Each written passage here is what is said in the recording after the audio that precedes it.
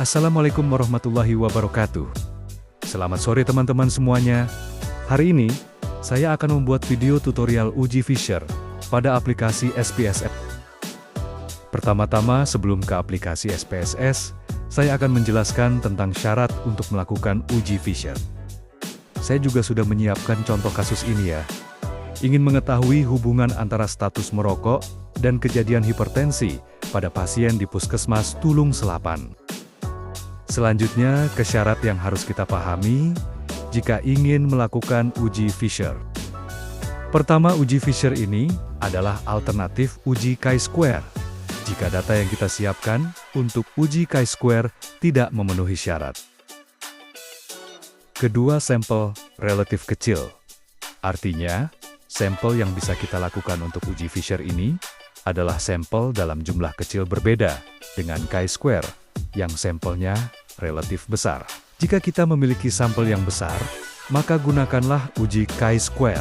Dan sebaliknya, kalau sampel kita kecil, kita gunakan uji Fisher ini. Contohnya untuk uji Fisher, jumlah data 20 sampai dengan 30 sampel. Sedangkan uji chi-square data sampel lebih dari 30 sampai dengan sebanyak-banyaknya, dan biasanya sesuai kriteria sampling pada data penelitian. Syarat ketiga ini adalah tabel kontingensi baris kali kolom itu 2x2. Semoga bisa dipahami ya, untuk penjelasan ketiga syarat dalam melakukan uji SPS ini. Karena ini adalah syarat mutlak yang harus kita penuhi saat uji Fisher pada aplikasi SPSS.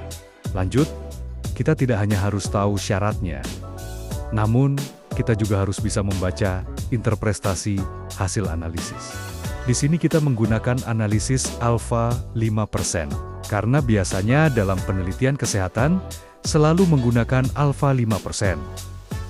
Baik, yang pertama dalam kasus contoh yang sudah saya buat, saya akan munculkan expected count-nya. Nah, untuk interpretasi nilai expected count yaitu kita akan melihat tabel ini dengan syarat baris. Kali kolom itu 2x2, tidak boleh ada yang kurang dari 5. Jika tidak memenuhi syarat, maka sederhanakan tabel baris dikali kolom, atau gunakan uji alternatifnya Fisher. Kemudian, kita interpretasikan dengan melihat nilai sig ya. Sig kurang dari 0,05, artinya terdapat hubungan. Sebaliknya, jika sig lebih dari 0,05, artinya tidak terdapat hubungan. Kita lihat data yang sudah kita siapkan.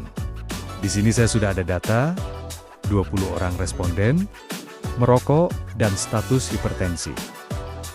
Data ini sudah saya lakukan pengkodean pada variabel merokok, dan ini hipertensi.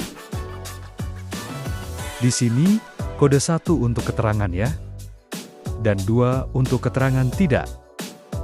Mengapa kita buat pengkodean? Karena ini adalah untuk mempermudah kita dalam input data pada aplikasi SPSS nanti. Data ini yang belum kita kode. Dan ini data yang sudah kita ganti, sesuai dengan kode yang kita berikan. Lanjut kita ke aplikasi SPS-nya. Nah, ini adalah tampilan pada aplikasi SPSS. Di sini saya menggunakan SPSS versi 26.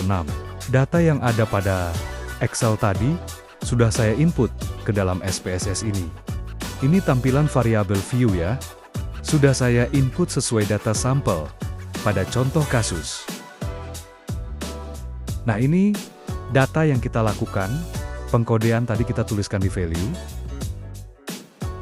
Ini untuk variabel merokok.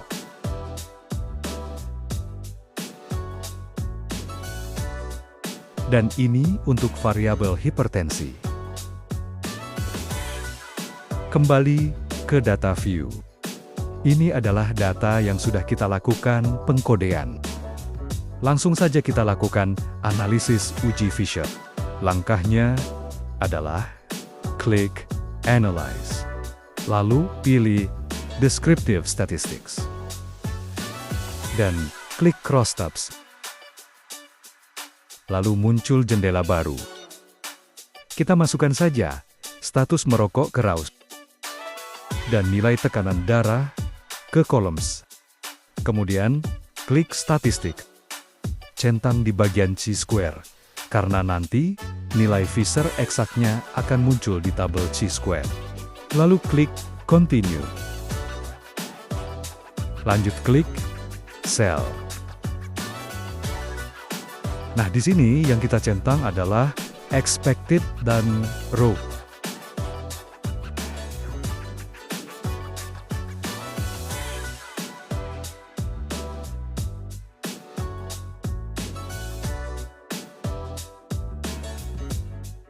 Dan continue. Lanjut, klik OK. Nah, inilah hasil output uji Fisher. Untuk membaca output ini, baiknya kita awali dari yang paling atas, yaitu tabel Case Processing Summary. Tabel ini yang menunjukkan apakah data kita ada yang miss atau tidak. Di sini nilai N20 berarti benar, sesuai dengan jumlah responden kita. Tidak ada data yang missing, sehingga totalnya tetap 20. Selanjutnya ke tabel kedua, yaitu tabel status merokok dengan nilai tekanan darah. Pada tabel ini, kita melihat nilai expected count yang kita bahas akan kita munculkan tadi. Nah, di sini nilai expected count-nya adalah ada nilai 3,0 yang berarti kurang dari 5. Artinya memang benar data ini. Tidak bisa dilakukan uji chi-square. Lanjut kita ke tabel yang ketiga.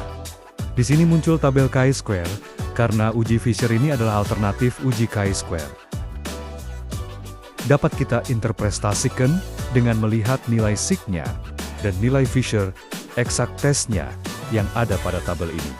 Yang mana hasilnya kali ini adalah lebih dari 0,05, yang artinya tidak terdapat hubungan antara status merokok terhadap nilai tekanan darah tinggi. Baik, cukup sekian video tutorial singkat tentang uji Fisher dalam aplikasi SPSS ini. Semoga berkenan dan bermanfaat.